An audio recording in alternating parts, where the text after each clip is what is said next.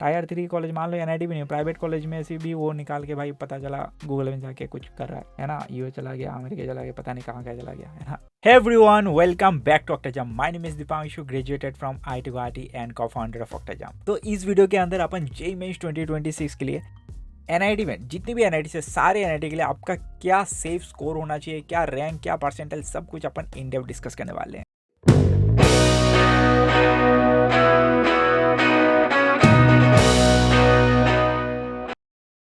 तो ये आपने जेईई मेंस 2026 सेफ स्कोर क्या होगा, परसेंटाइल, रैंक फॉर एनआईटीज, सारे कैटेगरीज के लिए अपन डिस्कस करने वाले। General, EWS, OBC, ST, SC, PWD, सब कुछ अपन डिस्कस करने वाले। बहुत ही इंपॉर्टेंट होने वाला है। क्यों ये इंपॉर्टेंट है? क्योंकि भाई अगर आपको जैसे पता चल जाएगा ना, टारगेट पता नहीं चलेगा ना, कहाँ पे जाना है, क्या स्कोर होनी चाहिए, आप पढ़ाई जब कर रहे हो ना, मॉक में कितना और इम्प्रूव लाना है, आपको कितना मार्क और चाहिए, वो पता होना चाहिए। ये एग्जाम और पढ़ाई दोनों, बहुत एग्जाम को क्रैक करना है ना, तो आपको लॉजिकल स्ट्रेटजी समझना पड़ेगा। भाई मेरे को 5 मार्क कम हो रहा है क्या, मेरा 10 मार्क कम हो रहा है क्या, मेरे को 50 मार्क और चाहिए क्या। तो जब तक पता नहीं चलेगा, गोल पता नहीं चलेगा, आप किस लेवल पे तैयारी करोगे। फिजिक्स, केमिस्ट्री, मैथ 3 सब्जेक्ट है, तो आप कैसे डिसाइड करोगे, अच्छा ठीक है मेरे को केमिस्ट्री में और मार्क चाहिए क्या, मेरे को फिजिक्स में और चाहिए क्या, मेरे को मैथ्स में 1 और 2 क्वेश्चन और एक्स्ट्रा चाहिए क्या। तो वो सारे चीज़ में हेल्पफुल हो जाता है। इसलिए ये सारा वीडियो बहुत इंपॉर्टेंट होने वाला है ना। सबसे पहले किस बेसिस पे अपन ने सारे एनआईटीज को ना, जितनी भी 32 है ना, 31 से लेकर 32 एनआईटीज है, उस पर अपन category A B C 3 category में हमने डिस्ट्रीब्यूट कर दिया कि भाई ये तुम्हारे एनआईटीज हैं। ये 3 कैटेगरी किस बेसिस पे हमने डिस्ट्रीब्यूट किया वो पहले देख लो। सबसे पहले जितनी भी एनआईटीज है उनको अपन ने बोला कि भाई एनआरएफ इंजीनियरिंग रैंकिंग, देखो बहुत सारे ऐसे एनआईटीज है जो अपने एनआरएफ रैंकिंग अवेलेबल नहीं है ना। तो अपन ने जो भी लिस्ट, सबसे इंपॉर्टेंट है भाई डिमांड, 2025 में क्या डिमांड था, है ना, उस बेसिस पे। तो सबसे पहले यहाँ पे टॉप कैटेगरी है ना, कैटेगरी ए में अपन ने क्या किया देख ला। तो जो टॉप रैंक है 30 रैंक एनआईआरएफ रैंकिंग, जो टॉप 30 के अंदर आ रहा है, लेकिन उसमें क्या स्ट्रॉन्ग प्लेसमेंट रिकॉर्ड हो गया, फैकल्टी क्वालिटी हो गया, इंफ्रास्ट्रक्चर, ये सारे बेसिस पे, है ना। इसके बाद कैटेगरी बी हो गया। कैटेगरी बी में भी वही है यार, 31 से लेकर 35 तक एनआरएफ रैंकिंग है, और डिसेंट एकेडमिक्स है, स्ट्रॉन्ग कंपटीशन है ना, slightly lower than tier 1। Tier A का जो कॉलेज है उससे तुम्हें थोड़ा कम मार्क में ये टायर बी वाले कॉलेज आपको मिल जाएगा, है ना। इसके बाद category C, lower rank institute rank, है ना, 56 या उसका चल रहा है। इसके बाद बहुत सारे ऐसे जो टॉप 100 पे नहीं है ना, उसका रैंकिंग टॉप 100 या फिर अवेलेबल नहीं है, ऐसा भी है।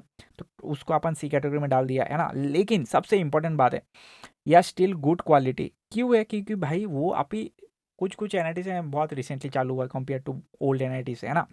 लेकिन न्यू ईयर है, लेकिन डेवलपिंग है अभी। फॉर एग्जांपल, ये मैं क्यों बोल रहा हूँ, सारा एनआईटी से इंपॉर्टेंट है। फॉर एग्जांपल मान लो भाई 10 साल बाद वो नया वाला एनआईटी भी पुराना हो जाएगा ना, 15 साल बाद। लेकिन आप जैसे जैसे लाइफ में, करियर में आगे बढ़ोगे, उस टाइम तो उसको लोगों को समझ में, लोग बोलेगा अच्छा भाई ये XYZ एनआईटी से है।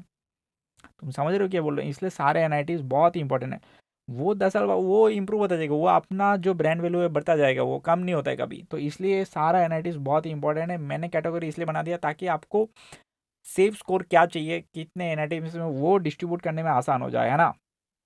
तो टायर 1 की tier A, top tier NITs, highest demand कौन से वाले हैं भाई देख लो। यहाँ पे तिरुचिरापल्ली हो गया तुम्हारा, सूरतकल हो गया, वारंगल हो गया, राउरकेला हो गया, है ना, इलाहाबाद हो गया, कलिकत, ये सारे एनआईटीज बहुत ही हाई डिमांड वाले एनआईटीज है। स्क्रीनशॉट ले लो फट करके। पहले अपन देख लेते हैं यार कौन से कैटेगरीज हैं। इसके बाद अपन क्या देखेंगे यार, सेफ स्कोर अपने को क्या चाहिए, परसेंटाइल का क्या मतलब, वो सारा चीज़ अपन देखने वाले हैं, ठीक है। तो टायर भी स्क्रीनशॉट ले लो फट करके, मैं क्या बोल रहा हूँ, फट करके जाएंगे यार, स्क्रीनशॉट देख लो। यहाँ पे हो गया तुम्हारे जयपुर, नागपुर, कुरुक्षेत्र, है ना, दिल्ली, सूरत इसके बाद तुम्हारा भोपाल। देखो भोपाल का भी तुम्हें ऊपर नीचे दिखेगा, लेकिन अपन ने उसको डाल के रखे भोपाल, वो सही वाला कॉलेज है ना।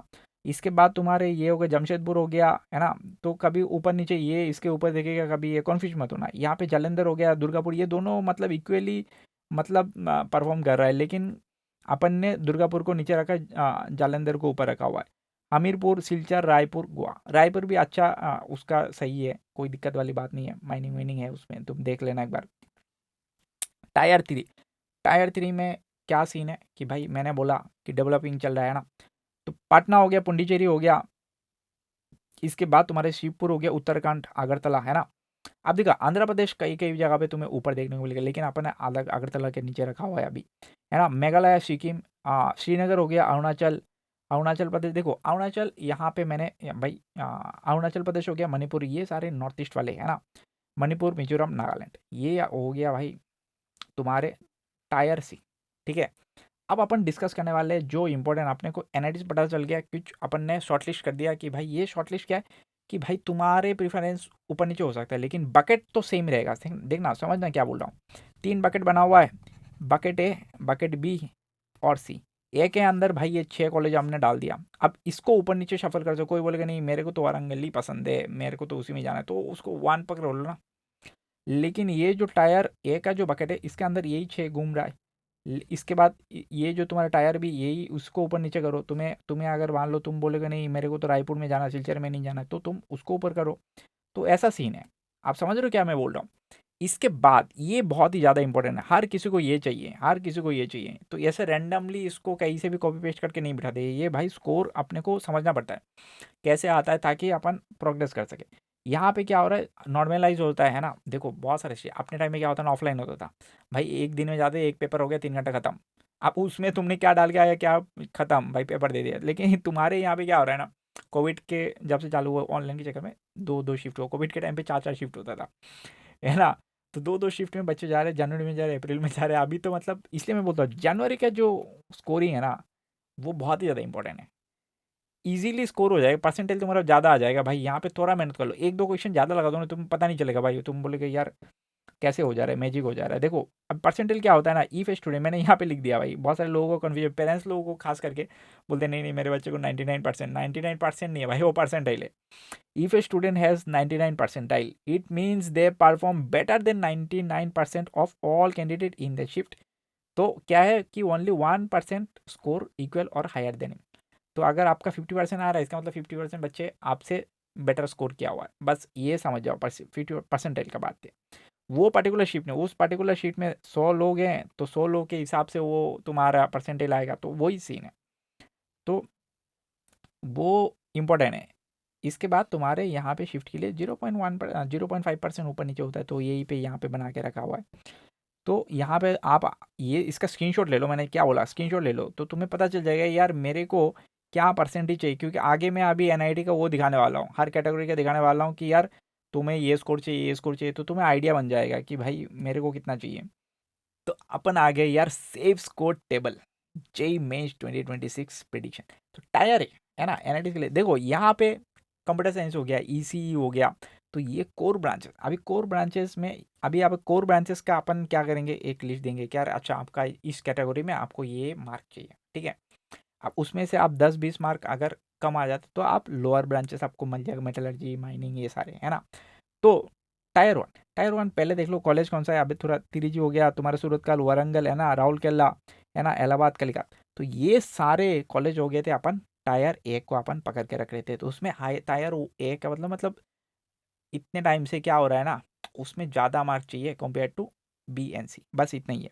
तो यहाँ पे तुम्हारे जो टॉप ब्रांचेस है, टॉप ब्रांचेस के लिए तुम्हें थोड़ा ज़्यादा स्कोर चाहिए। फॉर एग्जांपल जनरल के कितना चाहिए, 210 टू लेके 230 में आप सेफ स्कोर इस बार मान के चल सकते हो। Lower branches 190 to 215। देखो मार्क मोटा मोटा यही रहता है, ऊपर नीचे होगा, है ना, ऊपर नीचे इतना ज़्यादा नहीं होता है भाई, है ना। जेई मेंस, तुम जेई एडवांस देखोगे, जेई एडवांस का स्ट्रेटजी और भी, जेई में इसमें क्या होता है ना, होम स्टेट वगैरह आ जाता है तो कॉम्प्लेक्स हो जाता है ना। तो वही सीन है। तो एक्सपेक्टेड परसेंटाइल अपन मान के चल सकते हैं क्या, 99 से लेके 99.5, और तुम्हारा CRL रैंक हो जाएगा 5,000 से 12,000 तक, ऐसा। तो सिमिलरली EWS तुम देख लो 190 से लेके 210, है ना। तो इसके बाद तुम्हारे OBC NCL तुम मान के चलो भाई 175 से लेके 195, ऐसा। तो SC हो गया 130 से लेके 150, ऐसे ST 110 से लेके 130। इसके सिमिलरली सारे का PWD का भी आप स्कोर देख सकते हो कि भाई ये लोअर रैंक में, लोअर ब्रांचेस मैंने क्या बोला कि भाई आप लोअर एंड पे भी आप देख लोगे। तो इसका जैसे कि 190 से लेके 215, इसका हो गया तुम्हारे जैसे कि ST का हो गया 95 से लेके 115। तो आपका जो परसेंटाइल है वो इंपॉर्टेंट है, 88 परसेंटाइल से 92%। तो मोटा मोटा आप अगर देख रहे हो यार 99 से लेके 88 तक सारे कैटेगरीज वो टॉप, है ना, टॉप एनआईटीज में घूम घूम के उनको मिलने वाला है ना। तो ये बहुत ही ज़्यादा इंपॉर्टेंट है। इसके बाद अपन देखते हैं टायर बी, स्क्रीनशॉट लिया कि नहीं, स्क्रीनशॉट लिया कि नहीं, स्क्रीनशॉट ले लो भाई फट करके, मैं देखता जाता हूँ, स्क्रीनशॉट ले लो, है ना। क्लीन कर दूँ क्या इसको, क्लीन कर दो, नीट एंड क्लीन वाला स्क्रीनशॉट ले लो। ये बहुत ही ज़्यादा इंपॉर्टेंट है भाई, ऐसे रैंडम वाला टेबल नहीं है भाई किसी का उठा दिया है, ऐसा नहीं है। अपन प्रीवियसली स्टूडेंट का देखते हैं ना कि क्या मार्क्स आ रहा है क्या नहीं आ रहा है उसके बेसिस पे। तो इसका तुम एक बार स्क्रीनशॉट लो फट करके। तो इसमें कौन कौन आ रहा है भाई, जयपुर, नागपुर, कुरुक्षेत्र, दिल्ली, है ना, सूरत, भोपाल, जमशेदपुर, जालंधर हो गया, दुर्गापुर हो गया, है ना, आमिरपुर हो गया, सिलचर हो गया, रायपुर हो गया, गोवा हो गया, है ना। तो ये सारे देखो, गोवा में क्या है ना, उसका उसमें बहुत सारे देखेंगे अपन, होम स्टेट में अलग अलग, है ना, बहुत सारे उसका कंडीशन है। तो जनरल हो गया 165 से लेके 185, ये क्या सारे के लिए, है ना, सारे एनआईटीज का बात चल रहा है यहाँ पे। यहाँ पे ऐसा नहीं है कि इसका बारे में इसका बारे में, ये अपन एक प्रिडिक्ट बना दिया कि भाई ये सेफ स्कोर है, इसमें से कोई एनआईटी तुम्हारा लॉक हो सकता है, इसका बात चल रहा है। वो पहले का भी वही बात चल रहा था।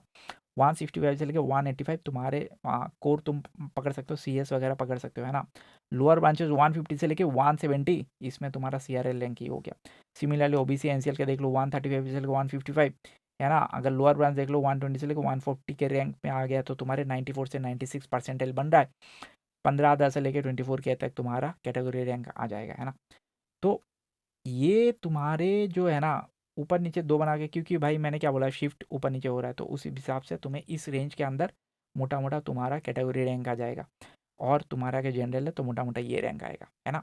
तो इस रैंक के बेसिस पे तुम्हें क्या टायर बी वाले कॉलेज मिलने का जो पॉसिबिलिटी है, इसी रैंक के अंदर तुम्हें घूमता देखने को मिलेगा, है ना। इसके बाद तुम्हारे टायर सी में कौन से कॉलेज आ रहे हैं देखना, पटना हो गया, पुडुचेरी हो गया, शिवपुर हो गया, उत्तराखंड, है ना, अगरतला, आंध्र प्रदेश हो गया, मेघालय, सिक्किम, श्रीनगर, अरुणाचल प्रदेश, मणिपुर, मिजोरम, नागालैंड, है ना। ये सारे आपके हो गए टायर सी।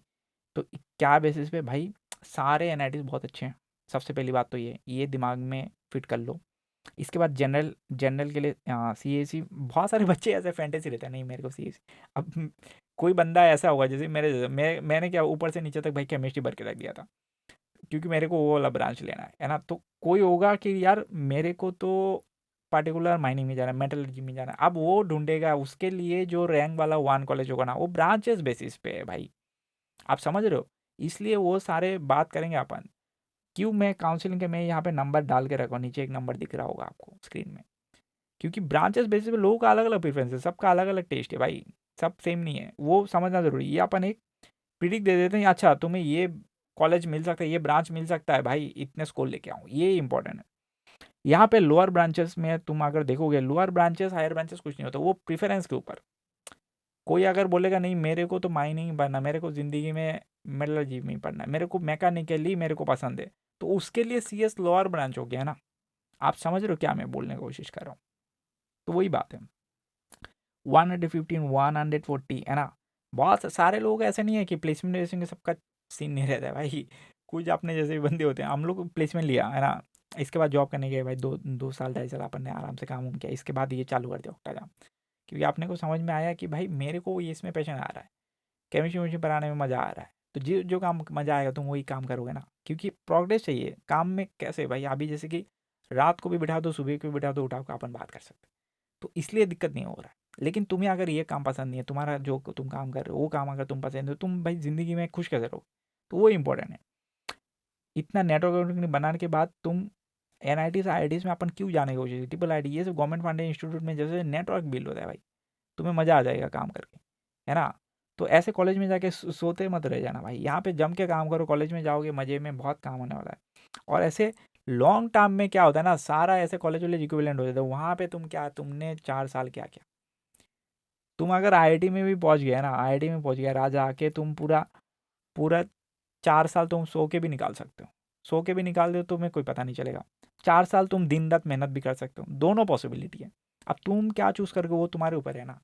अब कोई बंदा आईआईटी में जाके पूरा सो गया तो भाई उसका हो गया, और कोई बंदा एनआईटी में जाके धड़ाधड़ काम कर रहा है, वो तो उससे आगे निकल जाएगा ना।